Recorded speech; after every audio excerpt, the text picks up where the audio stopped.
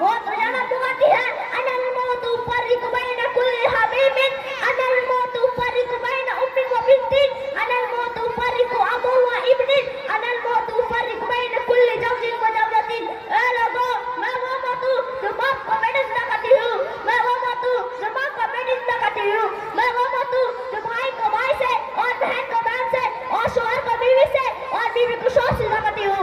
ऐसा मौत किसी को नहीं छोड़ी है। अब सवाल पैदा होता है कि मौत किसी क्यों नहीं छोड़ी, तो उसका जवाब यह है कि इंसानों को अल्लाह ताला ने जो जिंदगी अता की है ये बतौर अमानत के है, और अमानत को जो चाहे वो ले जाए, इसलिए अल्लाह ताला अपने अमानत को चाहता है ले आता है।